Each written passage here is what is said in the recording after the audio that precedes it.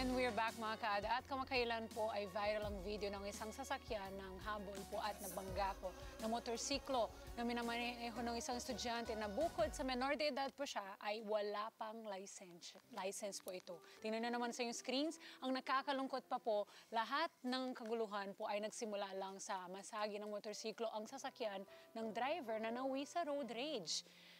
Naging mabilis naman po ang aksyon ng Land Transportation Officer LTO matapos po nitong kanselahin for life ang lisensya ng driver. Pero depensa nito, dapat po ay managot din ng estudyante dahil nagmaneho din ito na walang lisensya, walang helmet. At ayan, mga katanungan po na legal, bibigyan po natin ng kasagutan ng ating bisitang expert na si Attorney Alisa Aviles. Welcome back to Kada Umaga dito sa Legal Yours, Attorney. Good morning. Kamusta? Good morning po sa ating mga kada. Ako yata yung kabado dito para dyan sa story na yan. Grabe. Oo nga Viral na viral ngayon. Yes. Nakita nyo na to for sure, For right? sure. Last week pa to. Kaya tama ba po yung ginawang desisyon na kanselahin po ang lisensya ng driver kahit hindi pa man nagkaroon po ng investigasyon? Tama ba ito? Actually po, under RA 4136 or the Land Transportation and Traffic Code, nasasad po doon na meron pong kakayahan itong ating commissioner na magsuspinde or mag-revoke ng license ng isang driver kung makikita po dito na hindi siya kwalipikado or meron siyang nagawa na hindi nararapat, kaya maaaring matanggal ang kanyang lisensya. Kayo na nasasaad din po sa JAW 2014-1 na in case na nakakommit ng crime ang isang driver, po pwede din po possible na ma-revoke ang kanyang license. At yung unang ginawa, di ba, unang na-suspende and then after 90 days, pwede yung cancelahin. Yes, yung 90 days na yon nasa RA 4136 po yun, ang tawag doon ay preventive suspension. So, during the process po, nung due process ng pagdinig nitong kaso, 90 days na suspendido ngayon upon magkaroon na ng decision yung pagproseso nitong kaso, doon pa lang natin masasabi na okay, napagdesisyonan talaga at nakita na ikaw ay hindi na maaari na makapagmaneho pa during your lifetime. Yun at pwede ba ito, attorney, umapel ang driver sa naging desisyon ng LTO? Pwede po, the driver can always appeal, no? Kasi merong adjudicatory power ang ating LTO, ang DOTR. So, po pwede siyang umapela sa ahensya na to, po pwede rin naman sa courts. Yun. Kung sa tingin niya excessive yung naging parusa sa kanya, maaari naman po siyang mag-apela. Itong ebidensya na meron tayo na public evidence na siya kasi it's all over, no? Sapat ba itong CCTV camera evidence na nakikita ng buong Pilipinas dito sa pangyayari na ito? Oo, actually itong CCTV footage na to, para yung photo and video evidence, no? So, it speaks for itself. Kaso, it is a rule na kailangan ito po ay ma-authenticate. So, kung sino man ang kumuha or nagmamay-ari at nag-upload nitong CCTV footage na ito, kailangan po niyang i-authenticate or patunayan na hindi ito inedit or hindi ito po ay AI, original. Yes, hindi ito AI. So, yun, maglalabas po siya ng kanyang testimony. Ngayon, as to the sufficiency, masasabi naman natin na sufficient itong CCTV footage. Pero samahan po natin ng mga testimonies from the witnesses, yung mga nakakita po during the incident, testimony nung naging biktima at saka po nung nakabangga. So, yan. Pwede ba itong gawing depensa ng driver, yung pagkawala ng lisensya? Kasi wala daw lisensya yung menor de edad. Well, menor de edad nga, walang lisensya at walang yatang helmet. Tama yes, ba po? wala. Oo. So, based dun sa CCTV, wala, hindi naman siya talaga naka-helmet. Ngayon, sa tingin ko, pwede naman niyang gawing depensa. Pero kasi kaya ka nagbibigay ng depensa is para matanggal, di ba? Yung kaya ka nagde-defend ng sarili kasi may ginawa kang mali. Parang ganun natin. I don't see any relation nung kanyang defense na walang license itong kanyang binunggo doon sa krimen na nakumit niya, no? True. Kasi at the time of the incident, he is unaware, di ba? Unknown to him na may license ito, na minor ito. Hindi naman niya alam. So siguro, ang mga valid defenses dyan, hindi kasama naman yung license. True, O, true. di ba? It's a non-issue as to that aspect. Sinabi rin ng driver na kaya lang niya hinabol ang motorsiklo ay dahil hindi ito huminto nung 'di ba, parang nagasgas lang yata yung sasakyan. yes, na Actually, side kung sweep. ma-compare po nating mga kada, 'di ba, attorney, parang ang liit ng ginawa ni student. yes. Compare doon sa ginawa ni driver na, gigil ako sa iyo.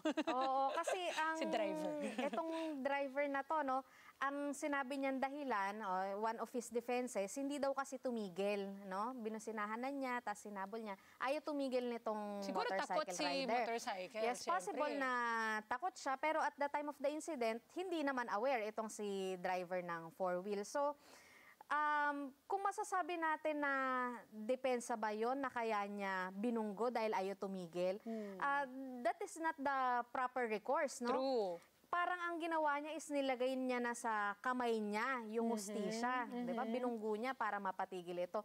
So, hindi natin masasabing tama yon, and kung ano ba dapat ang ginawa ng driver. So, dapat ang ginawa niya, instead na bungguin niya intentionally, He should have kita stopped naman to natin. talk to the, 'di ba? Yes, tumigil na lang sana siya. Ngayon, kung hindi talaga tumigil at hindi niya nahabol, ang proper way po talaga na dapat natin gawin is to, kung meron siyang record sa kanyang dashcam, sa vehicle, Of the plate. yes, of the plate number of the incident, po pwede niya po yung i-report sa PNP and sa LTO. So, magfa-file siya doon ng complaint sa both agencies, and from there, doon palang gugulong yung hustisya doon sa pagkaka-side sweep sa kanya.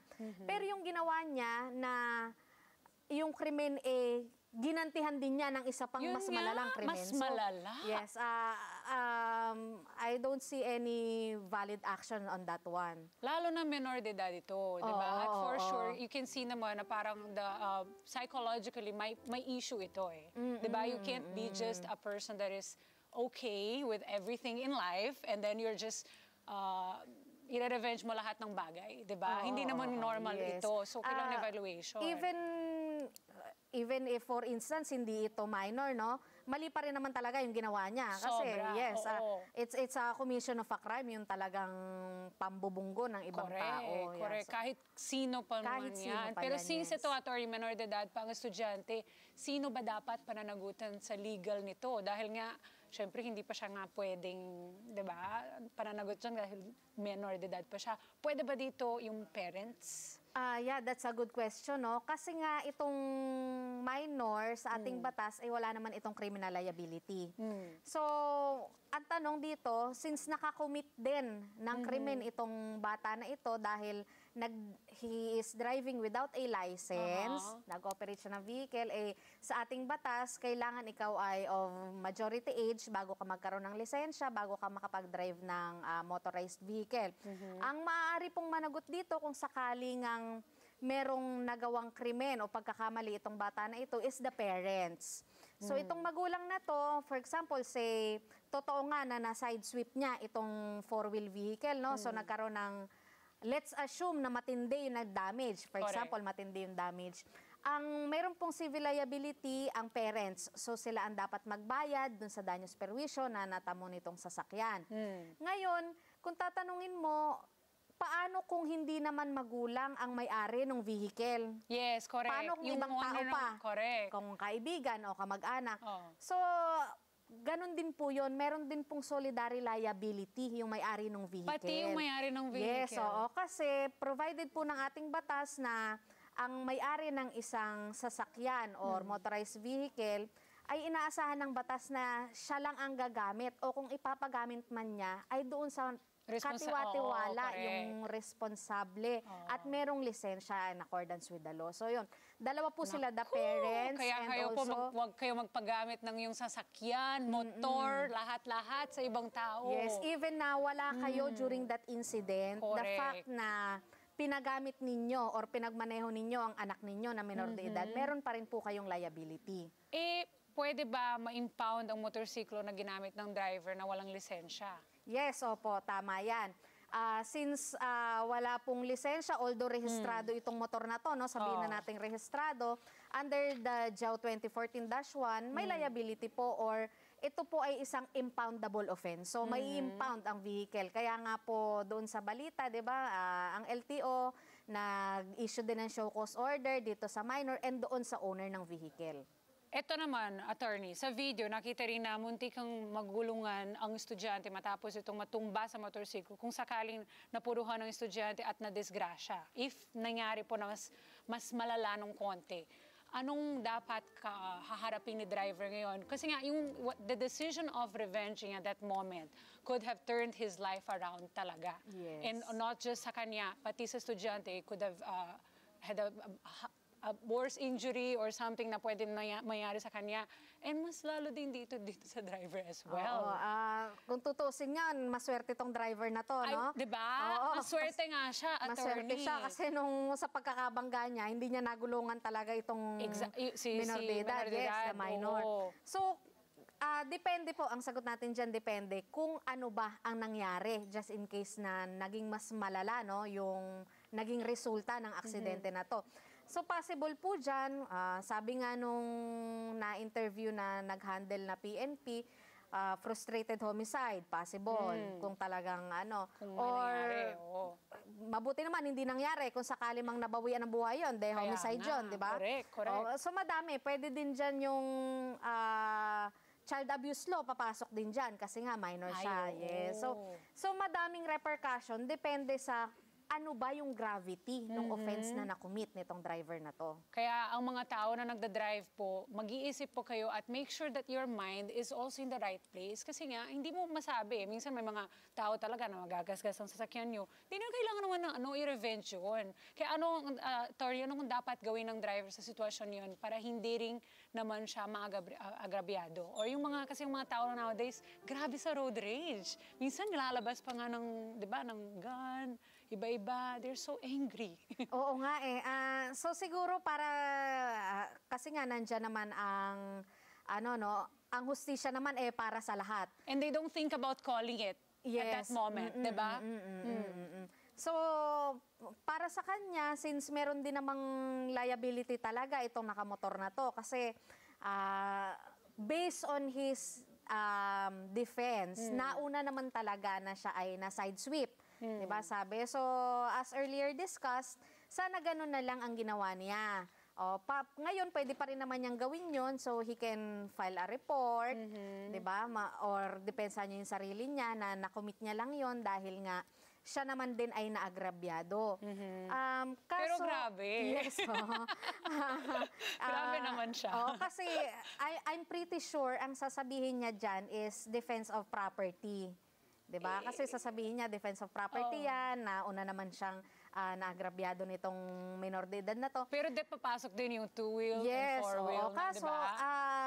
babalik pa rin tayo sa issue na it's excessive or exorbitant kasi yung yung ginawa niya as compared doon sa nakumit nitong motorcycle May rider. naalala ko, attorney, tuloy sa pagsasabi natin, yung may lesson yan yata yung parang don't bully two wheels or something sa TDC, basta yung theoretical, di ba? May ganun di ba? Yes. Don't bully two wheels or something. Basta tinuturuan talaga yan na basic lang yun. Tsaka ang laki ng sasakyan kumpara doon sa motorsiklo ng bata. Sa kaso ng estudyante, attorney, malalagay ba sa kanyang permanent record po itong insidente na nangyari sa kanya ngayon na menor de edad siya? At pagdating ng legal age niya, pwede ba siyang papanagutan, does he have to answer for this in the future kapag legal na siya, Yes, legal age? That's a good question also. Kasi under the Juvenile Justice and Welfare Act, if the minor is 15 years old and below, yan wala talagang criminal liability yan. Pag below 15? Yes, 15 and below. So kasama yung 15 years old. Kasama yung 15 and below, wala siyang criminal liability. And then, meron lang intervention program through the DSWD. Ngayon, if more than 15 but under 18 years old, since minor pa rin So naman from yun. 16 to 18? Yes, 16 to 18, below 18. Ito ay walang criminal liability unless, 'di ba? Merong intent, 'di ba? And meron siyang knowledge na talagang he committed that crime, no? Na alam niya na krimen 'yon, nalabag sa batas 'yon. That is at that time na pupwede siya na magkaroon ng criminal liability. So, on this instance, kailangan natin makita ilang taon na ba itong minor. Sa balita kasi, ang sabi, 15 years old. So, we need to ascertain the age kasi kung saan siya papasok between that two. Ngayon, kung sabihin naman natin na siya ay more than 15, below 18, kailangan niyang patunayan na hindi niya talaga ginusto or hindi niya alam. Kaso medyo mahirap yun. Hindi niya alam na bawal magmaneho ng walang lisensya. No? Correct, Kasi nandun ang violation niya sa aspeto na yun. True. So, possible na along the way, magkaroon siya ng problema. Depende sa edad niya. Kung merong maghahabla talaga sa kanya. So, yun po. Oh, grabe tong story, no? Grabe talaga, attorney. Hindi mo maisip, sobrang yung road rage nowadays sa Pilipinas eh. Hindi ko akala na maging ganito tayo dahil ang dami na nating din traffic, di ba? Yes, Kaya pa nilang gawin to. nga. Kaya, attorney, ano ba ang final message mo sa mga tao na pwedeng malagay sa parehong sitwasyon ng mga ito na nag-viral at para makaiwas silang managot sa batas? So, ang una po nating advice dyan, syempre, wag po nating kakalimutan na ang pagkakaroon ng lisensya or driver's license, it's a mere privilege, no? Yes. It's not a right. So, anytime the issuing agency can revoke such privilege. So, anytime po ay mababawi sa inyo yung lisensya ninyo. Ngayon naman, para po sa ating mga magulang, palagi po nating subaybayan ang ating mga anak, lalo na kung minor de edad. At wag po nating nahahayaan na sila ay makapag-commit ng mga krimen tulad nito. Yung hinahayaan po natin mag-drive ng walang lisensya, alam naman po nating bawal. Kahit po sabihin natin na doon lang sa within the area, hindi pa rin po pwede yun dahil wala namang exemption sa batas. And palagi po sana tayo magbaon ng sapat na pasensya tuwing tayo po ay nagmamaneho. Kasi ang init ng ulo, yan po ang number 1 na dahilan kung bakit po nagkakaroon ng mga krimen sa ating kalsada. Totoo yan, attorney. Thank you so much for your message and thank you for your time, for being here. Sa mga gusto po kumuha ng legal expertise po mula sa inyo, saan po pwede kontakin? Maaari niyo po akong makontak, mag-message lang po kayo sa aking Facebook page, a.avileslaw.